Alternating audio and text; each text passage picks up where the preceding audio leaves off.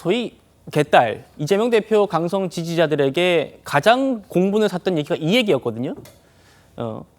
이재명 대통령 되면 안 된다. 그런데 오늘 정봉주 후보가 페이스북에 내가 그 말 한 거 맞다라는 글을 올렸어요. 이재명 후보가 대통령이 안 된다고 얘기했느냐 묻습니다. 예, 했습니다.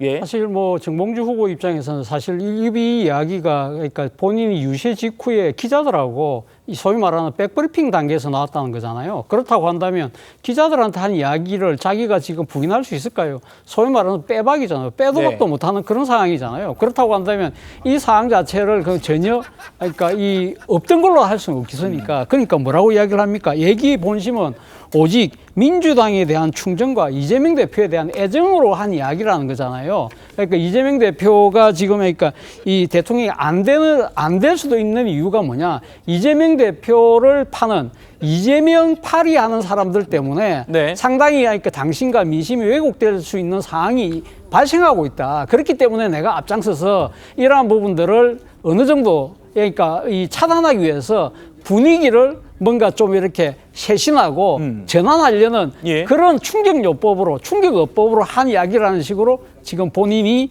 오늘 페이스북에 이야기한 거거든요. 근데 박원석 전 의원이 전한 바에 의하면 예. 왜 하면 안 된다고 이야기했냐면 조그마한 비판에도 못 참는다. 그리고 행정가라서 대통령 되면 안 된다는 이야기를 했는데 그 이유와 오늘 지금 해명과는 차이가 있잖아요.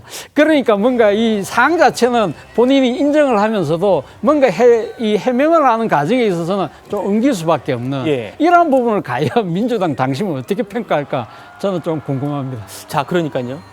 계속해서 한번 정봉주 후보가 뭐라고 했는지 좀 보여주세요. 김재영 최고위원님. 예. 이재명 파리 무리가 누군지 왜 안 밝히냐고도 묻는데 이 또한 민주당에 대한 충정과 이재명에 대한 애정 때문이다. 이렇게 얘기했습니다.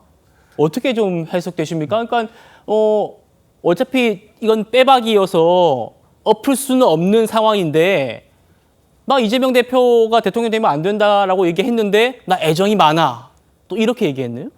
어떻게 해석해야 됩니까? 모순이죠. 뭐 저는 저 보면서 어떤 장면이 생각났냐면 이렇게 배가 고프다고 자기 꼬리를 먹고 있는 뱀. 이게 사실 논리적으로 말이 안 되는 거잖아요. 그리고 또 다른 뭐 그냥 그 말로 표현하자면 난 사랑하니까 너를 때린다라는 거하고 거의 비슷한 것 같아요. 지금 이재명 파리가 문제다라고 하잖아요. 근데 솔직히 이재명 파리의 몸통이 누굽니까? 이재명 대표 본인이에요. 제명인의 마을의 이장님 아니십니까?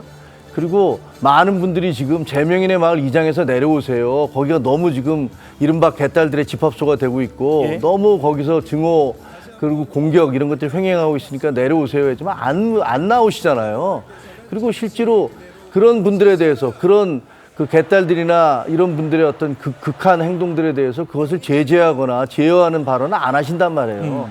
그러니까 몸통이 이재명 대표신 거예요. 그 실체가. 근데 그 이재명 파리를 하고 있다라고 얘기하는 건 그 주변 분들, 쉽게 얘기하면 그 개딸 분들이라든가 아니면 또 지금 현재 이재명 대표를 앞세우면서 최고위원에 당선되고 싶어 하는 그런 분들 아니에요. 근데 그런 분들이 다 지도부를 구성할 텐데 내가 지도부에 들어가서 지도부와 함께 이재명 파리를 척결하겠다?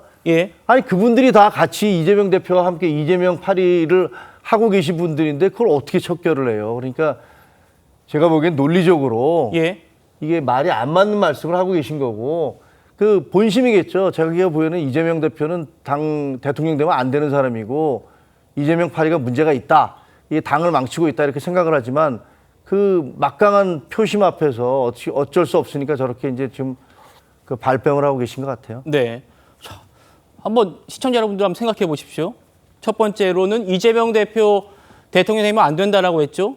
두 번째는 나 애정이 많다 그랬습니다. 세 번째는 나 최고위원 들어가면 명파리 척결하겠답니다. 이 논리적인 흐름을 어떻게 이해해야 될지 이러다 보니까 지금 정봉주 후보의 페이스북에 댓글을 보면요. 강성 지지층이 전혀 이 얘기를 납득하지 못하겠다는 취지로 보여요. 성층부 의장님. 이런 댓글입니다.